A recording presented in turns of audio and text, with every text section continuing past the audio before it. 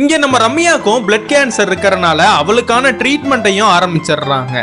டாக்டரை சிவாவை கூப்பிட்டு குழந்தை வயித்துல இருக்கிறது அவ்வளவு சேஃப் இல்ல, ஏன்னா அவங்களுக்கு பிளட் கேன்சர் இருக்கு, குழந்தைய அபார்ட் பண்ணிடலாமான்னு கேக்குறாங்க. இதெல்லாம் கேட்ட நம்ம சிவாவும் இன்னொரு வாட்டி அதை பத்தி பேசாதீங்கன்னு சொல்றாரு.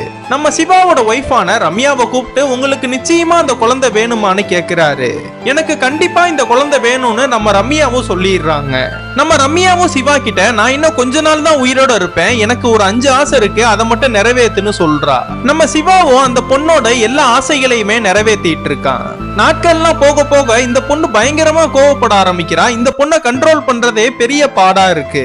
நம்ம ரம்யாக்கும் நைட்டு நடுக்கடல்ல குதிச்சு ஸ்விம் பண்ணணும்னு ஆசை இருக்கும், அதையும் இவன் நிறைவேற்றுறான். நம்ம ரம்யாவோட கண்டிஷன் ரொம்ப மோசமா இருக்கிறப்ப அவளோட தலையில இருக்கிற முடினா கொட்ட ஆரம்பிக்குது. இதெல்லாம் பார்த்த இந்த பொண்ணு ரொம்ப ஃபீல் பண்றா. நம்ம ரம்யாவை பார்த்த நம்ம சிவாவும் மொட்டை அடிச்சுட்டு வந்து பக்கத்துல நிக்கிறான். கடைசி இருக்க போற கொஞ்ச நாள் அந்த பொண்ணை ரொம்ப நல்லா பாத்துக்கிறான். அந்த பொண்ணுக்கு தலையில முடியினா கொட்டி போனனால விகனா எடுத்துட்டு வந்து அந்த பொண்ணுக்கு மாட்டி விட்டுறான். நம்ம ரம்யாவும் கன்சீவா இருக்கிறனால அவளுக்கு ரொம்ப வயிறுனா வலிக்க ஆரம்பிக்குது. இது மட்டும் இல்லாம ரத்த வாந்தியா எடுக்க ஆரம்பிக்கிறா. இவளால சுத்தமா முடியாதனால இந்த குழந்தைய கலைச்சிரவான்னு சிவா கிட்ட கேக்குறா.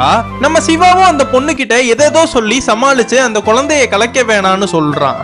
ஒரு நாள் அந்த குழந்தை வயிற்றுக்குள்ளேயே உதைக்குது. இதனா பார்த்த இந்த பொண்ணு குழந்தை வயிற்றுக்குள்ளேயே உதைக்குதுன்னு சமாதானம் ஆயிடுறா.